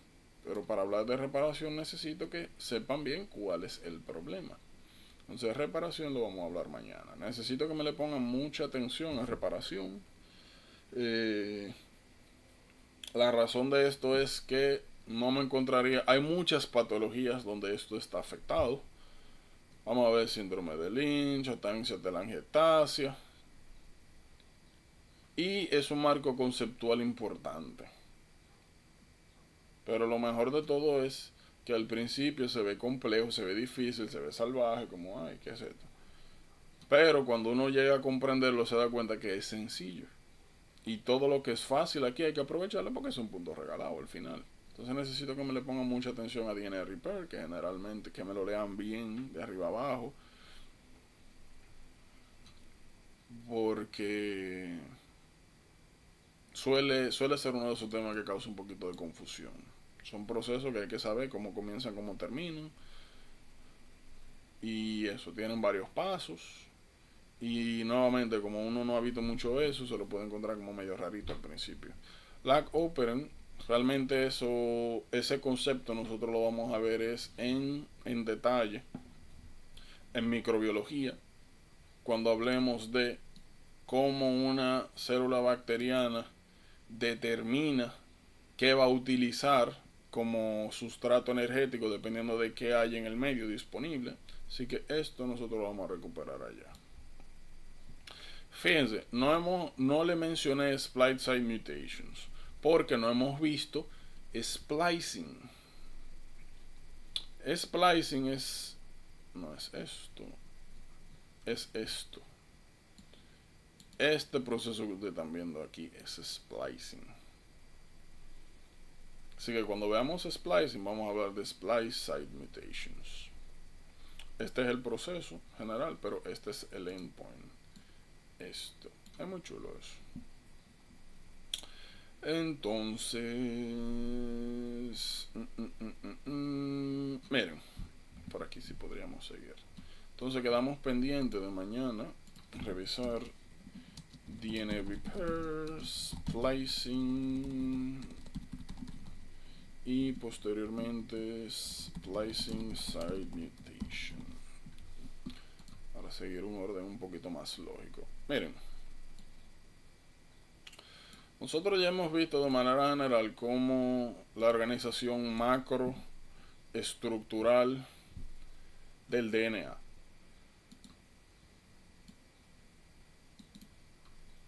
Ahora, a nivel funcional, como dije, lo que hemos visto es estructura general gruesa. A nivel funcional, el DNA, nosotros vamos a tener pues esta clasificación. Nosotros vamos a encontrar este grupo de modificadores que se llama enhancers y silencers. ¿Qué tienen que saber de ellos? Los enhancers y silencers pueden ser secuencias de DNA que se encuentran muy lejos de secuencias modificantes. Les voy a explicar un momentito mejor a qué se refiere eso. Pero ¿qué me interesa que sepan ahora mismo? Los enhancers son áreas de DNA que promueven que se expresen, que se utilicen algunos genes. Y los silencers, pues lo opuesto. Son segmentos de DNA que cuando están activos inhiben que algunas partes del DNA se encuentren de manera activa. Promoters. Los promotores son secuencias que regularmente se encuentran al inicio de un segmento codificante de DNA o un gen. Y como su nombre dice, son áreas que facilitan la utilización del material genético.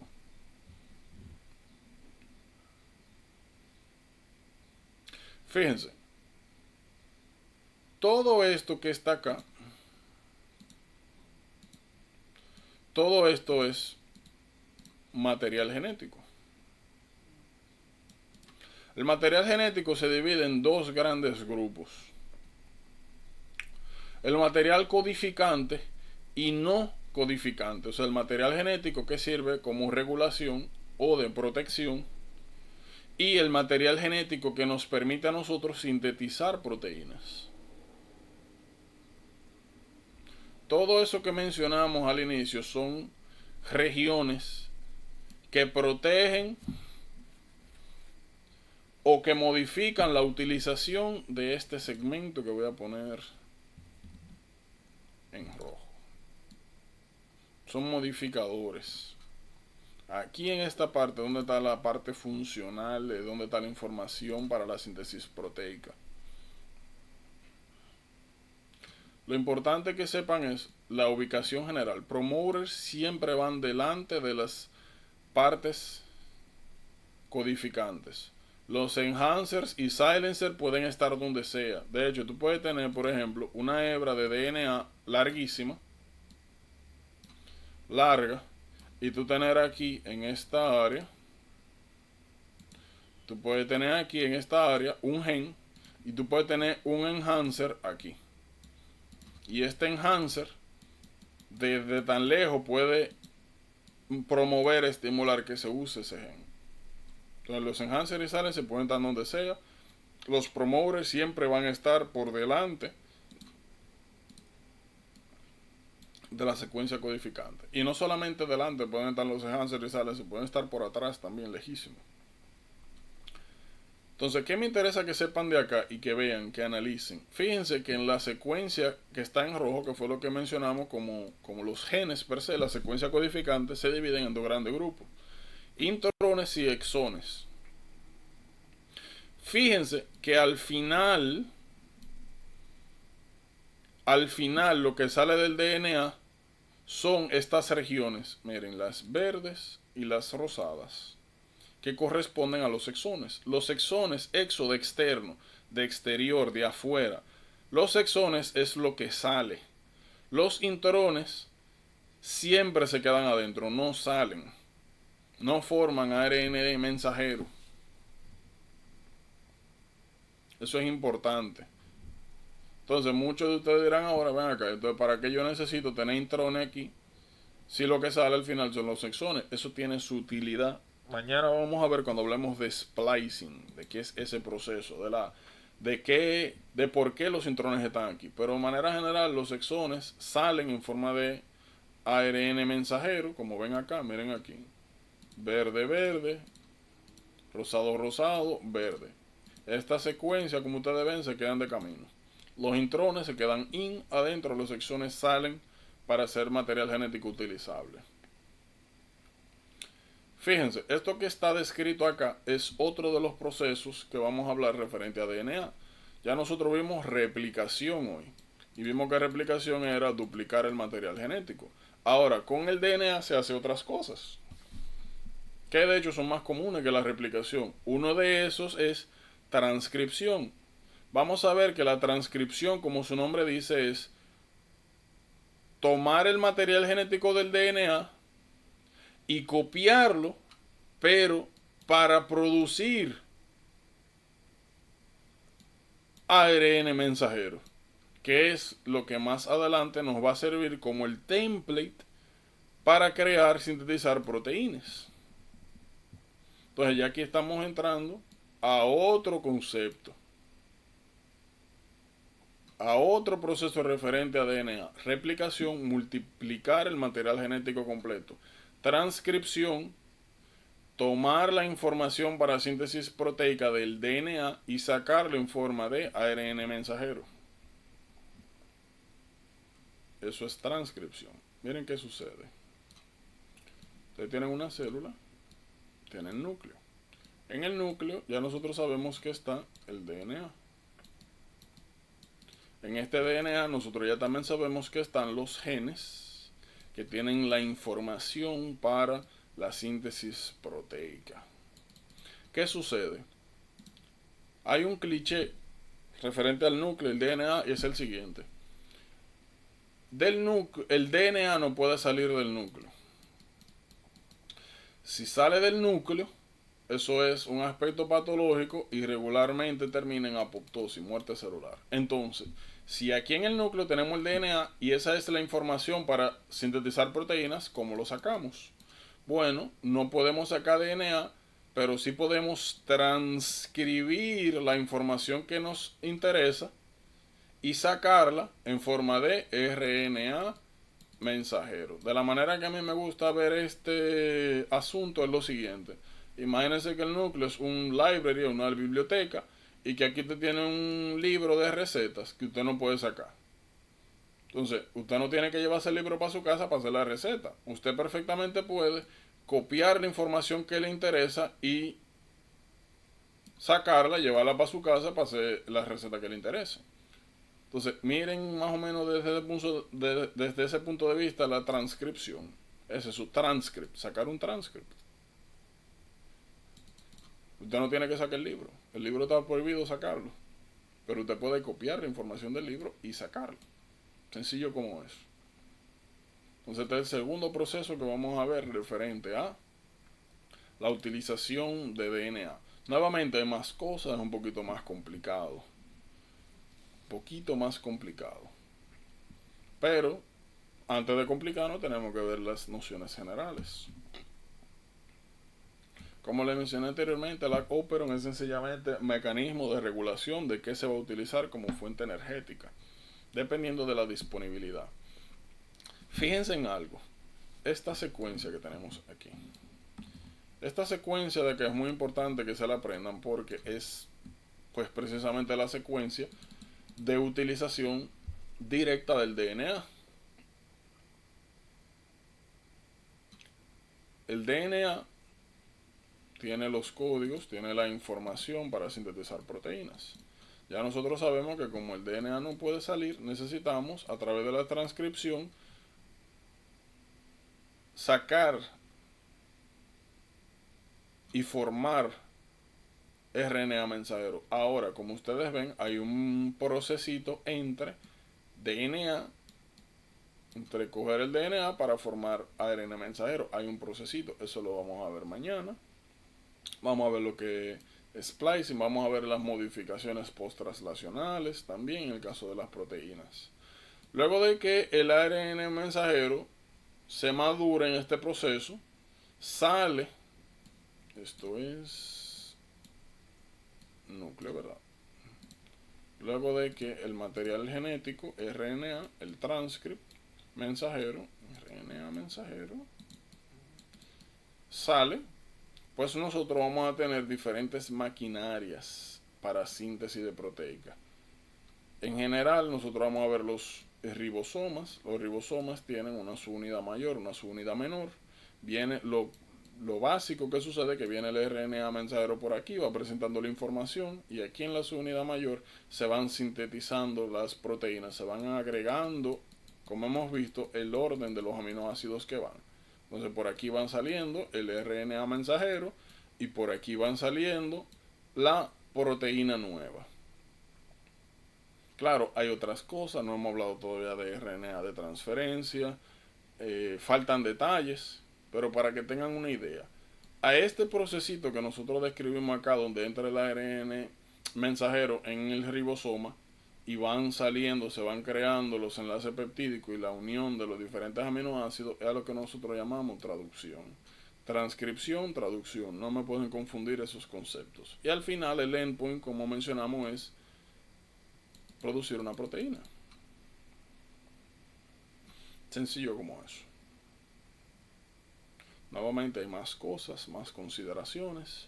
Fíjense que mencionamos ribosomas. Vamos a ver más adelante que los ribosomas los podemos encontrar de dos maneras. O podemos encontrar libres en el citoplasma, o podemos encontrarlos adosados al retículo endoplasmático rugoso. No se preocupen que más adelante hay una sección de tema donde abordamos todos los organelos, donde decimos dónde están, qué hacen.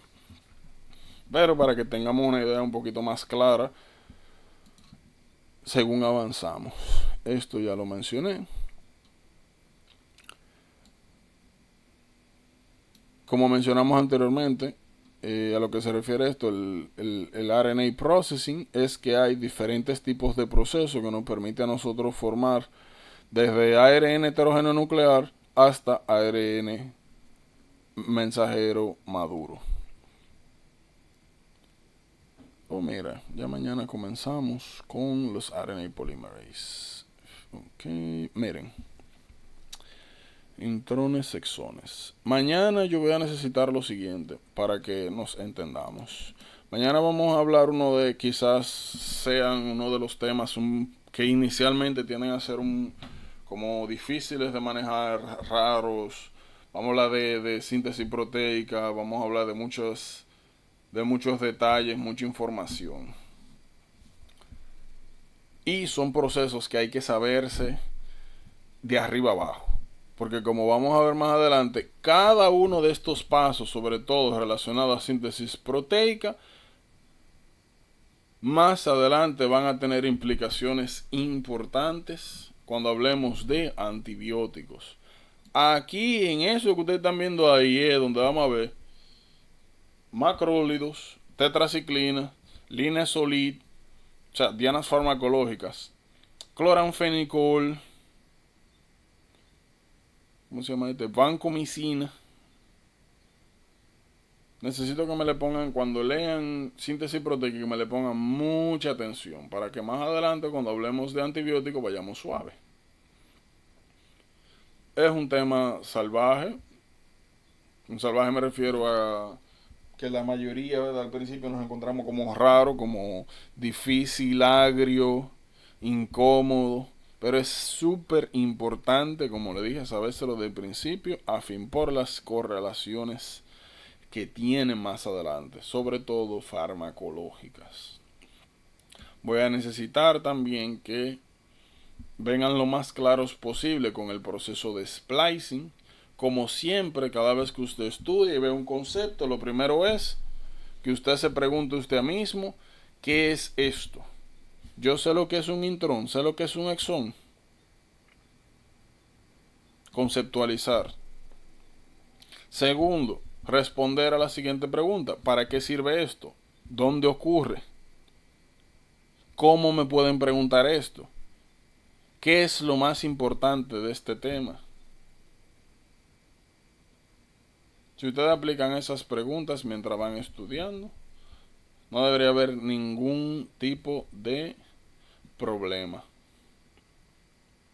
Como les he comentado anteriormente, yo estoy totalmente consciente de que las primeras semanas son un poco traumáticas porque comenzamos con lo que en general se considera más difícil del material, que es bioquímica, habla de muchas cosas raras, salvajes, DNA, síntesis proteica, de aspectos que son incómodos, donde uno regularmente tiene muchas lagunas. Pero yo creo que esa es la mejor manera de comenzar, porque ya después que tú abarcas lo más difícil, por lo otro es, ¿verdad?, tontería. Voy a necesitar también que me pongan mucha atención al proceso de procesamiento de RNA, que sepan cuál es la diferencia entre un ARN heterogéneo nuclear, o en pocas palabras, de ARN inmaduro versus maduro. Recuerden también que mañana vamos a hablar de reparación de DNA. Necesito nuevamente que me le dediquen tiempo a estos temas. Son temas muy... no considero que sean necesariamente difíciles, pero son como ajenos, son como difíciles de agarrar. Son regularmente cosas nuevas que uno nunca ha visto, leído. Yo regularmente no recomiendo mucho esto, pero para estos temas pueden hacerlo, apoyarse. Ustedes pueden entrar tranquilito a su YouTube y poner aquí DNA Repair. Le viene acá. Puede ayudarse de esto, cosa de que mañana, nuevamente, como les comenté, me llene, mientras más lleno me llene el vaso, me llegue el vaso, perdón, mejor nos va a ir. Pero más que nada recuerden conceptualizar. Vamos a comenzar por acá, DNA Repair. Posteriormente vamos a hablar de acá, del procesamiento de RNA. Vamos a entrar de una vez a el proceso de splicing. Y justamente terminando eso, vamos a entrar a síntesis proteica. Por si acaso, aquí cuando hablen, cada vez que ustedes vean que en algún segmento, sea aquí en Bioquímica o donde sea, le hablen a ustedes de estructura, eso significa que los componentes estructurales son sumamente importantes. Aquí en ARN de transferencia, mañana usted tiene que tener la capacidad de saber por qué el grupo hidroxilo de la cadena 3', de la porción 3' es importante. ¿Qué sucede en el T-arm? ¿Qué sucede en el D-arm? ¿Qué sucede en la posición anticodón? ¿Qué es esto de charging? Son cosas que tienen que tener en, como dicen, en la mente. Nuevamente, asegúrese de leer bien, de entender, de asegurarse que está comprendiendo lo que lee, porque mañana vamos a comenzar a ver muchos procesos que no van a ser tan quizás amigables como la replicación del DNA, que es un procesito bonito y uno lo puede incluso ver como una especie de historia. Aquí vamos a complicar un poquito la cosa. Como ustedes apreciaron, ¿no?, yo tengo aquí los nombres de ustedes. A partir, pues ya ustedes saben, de mañana voy haciendo preguntitas. Recuerde que a mí no me interesa ahora mismo que usted me responda la cosa bien. No me interesa que, ni espero que se sepan todo, porque yo mismo yo no me las sabía. Naturalmente las aprendí después. Lo que necesito es pues irlos evaluando, como le dije ayer, y teniendo un baseline de quién usted es, de cuáles son sus debilidades, sus fortalezas, para saber cómo voy a trabajar con usted. También para que se vaya rompiendo un chin el hielo. Nadie naturalmente quiere hablar y decir algo que no es, o no quiere nunca que le digan, mira, no es así, o que lo corrijan, pero eh, eso es parte importante del proceso. Como le dije el primer día, hay que llegar humilde. Aquí uno no sabe nada. Yo estuve en esa circunstancia, estuve en esa posición, y es totalmente normal porque estamos comenzando. Estamos aprendiendo cosas, estamos viendo enfoque, estamos viendo aplicación, estamos adaptándonos a un nuevo sistema, por así decirlo, de estudio y de material. Así que eso es normal. Y nuevamente es muy importante eso, que cuiden las expectativas, que no se vayan a sentir mal, que es normal, que es así. Y como hablamos ayer, es el primer paso, donde usted va a estar más en el aire de todos los aires, porque estamos comenzando. Pero ya después que uno se acostumbra y después que uno desarrolla la lógica del abordaje, todo es sencillito y avanzamos súper rápido. Y nos entendemos también mucho mejor, y cada quien pues va desarrollando su sense de abordaje general. Entonces, ¿tienen alguna pregunta inmediata en general o de lo que hemos visto hoy? ¿Están claros de lo que va mañana, de quién deben enfocarse? Eso te quería preguntar, Giordano. El día de mañana vamos entonces a tener DNA Repel, RNA Processing, el splicing, la síntesis proteica y la página de tRNA y introns versus exome. Eso vamos a hablarlo mañana. Exactamente. Ok, no se me quedó nada. No, así mismo es. Y precisamente vamos a seguir ese mismo orden. Ya de aquí sí. En algunas ocasiones, no es muy frecuente eso, vamos a tener que hacer lo que hice hoy, que dije, no, miren, esto vamos a pasárnoslo, ¿verdad? Y vamos primero a ver esto, porque como le dije, el orden lógico sería, como esto no es un libro de aprendizaje, sino un libro de revisión, pues ustedes ven DNA Repair primero que Mutations, y no es que eso necesariamente está mal. Es que sencillamente el orden lógico a nosotros nos diría, pero ¿cómo vamos a hablar de reparación si no hemos visto mutación? Bueno, lo que sucede es que en este proceso, naturalmente, como estamos copiando, podemos cometer errores. Y cuando pasan esos errores, tenemos que arreglar. Pero nuevamente, me encuentro mucho mejor hablar de reparación luego de que hemos visto los diferentes problemas que se pueden generar. Teniendo en cuenta, ¿verdad?, que estamos aprendiendo, viendo cosas nuevas, conceptualizando. ¿Alguna otra pregunta, duda en general? Ok, entonces recuerden lo siguiente. Totalmente abierto, cualquier sugerencia y demás. Si hoy, mañana o en cualquier momento usted considera que puede haber algún mejor abordaje que se aplique a cómo usted aprende y demás, no duden en escribir, decir. Como le dije, vayan dejando también la pena, ¿cómo se llama esto? La vergüenza, que aquí ustedes van a pasar mucha vergüenza. Y yo también, porque a veces naturalmente me equivoco. Y eso es normal. Lo normal. Lo más difícil, ¿verdad?, de aceptar al principio, pero eso es normal, parte del proceso. Y naturalmente yo les voy a ayudar a eso. Así que ya ustedes saben, mañana comenzamos a hacer preguntitas un poquito más directas. Y nada, si todo bien, pues